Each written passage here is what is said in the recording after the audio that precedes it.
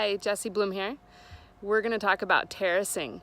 Why do we want to do it? How to go about it, the different kinds, the different scales.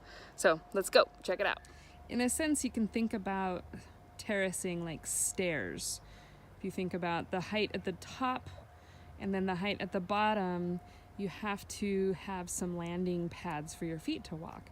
It's the same thing for plants and water to spread out evenly. You need to have flat surface. And you can do this a number of ways. You can see here there's a rock terrace in the middle of the garden, and then these are broken into these 4 quadrants that are broken into smaller sections.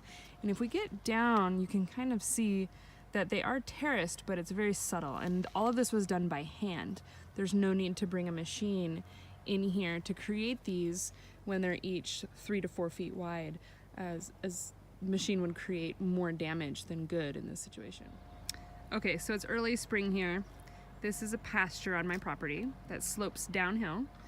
And when I first moved here, it was pretty dry except for one area, and it has a good slope on it. So I'll pan around so you can see my son made a snowboarding jump.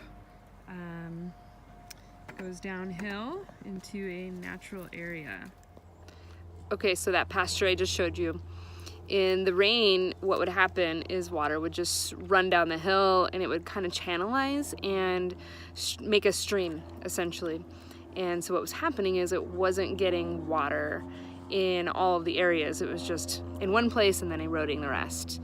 So what we did was we terraced. In this case, we used a machine because the area is fairly large. It's about an acre total. And it took a while. We had to be really careful about what time of year that we did it so that we weren't destroying the soil structure. So it was about August, and then we had a short window to get seeds down. So the site is actually still in progress of being constructed. Now here's a situation where you can see the grass in the background. There's a gentle slope. There's some big trees. This became a chicken garden where we wanted to create a bunch of habitat for them and for other birds. And we don't need a lot of flat space, so to speak, but terracing was something that we wanted to create in here to give some plants a little bit more water and create some more level growing space, but also for visual appeal. And all we did was take this was an old cottonwood that had to come down. And so we took those big log rounds, which wouldn't have been great for firewood or much else, and we created terraces in this space here. Now when this fills in the spring, you can see the buds starting to come out. It'll look really beautiful, but the terracing will eventually kind of disappear over time as the wood breaks down. Now here's an area that could benefit from some terracing. There's about a 4-foot drop from that fence to that fence, and while I only have planted shrubs in there and a couple little trees, all the nutrients and water run off of that area. To back up a little bit, this is the capillary beds for the nursery and some compost, which, excuse the mess. These are built on terrace. If you look, they are at different levels. The emergent plants are just coming up. These are for our rain garden beds. But you can see that those are built as steps down following the grade.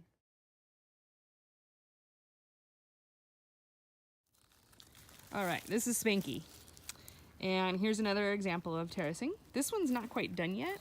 I like to have lots of different examples to show people that these are some log rounds, and you can see the backside needs to be filled into them. But there's a slope here going into a gate in the garden.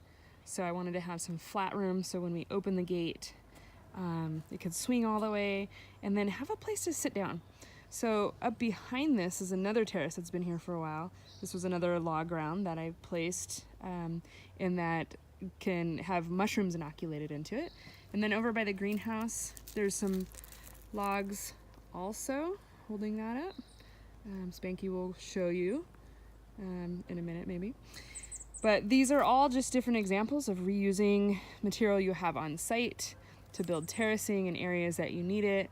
And one last look at the pasture, which is hard to see the terracing because it's so subtle, especially with the green, but there are about 4 giant terraces in that space. Okay, so for terracing, you can see there's a lot of different ways to do it. There's a lot of different materials you can use. There's a lot of different plants you could grow. And you have to make that decision as to what is going to be the best for your situation. How are you going to handle it? Can you do it by hand? Do you have to bring a machine in? Do you have materials on hand instead of having to import or bring in things that have been processed somewhere else? I highly recommend wood and not using machines whenever possible because it can be very destructive.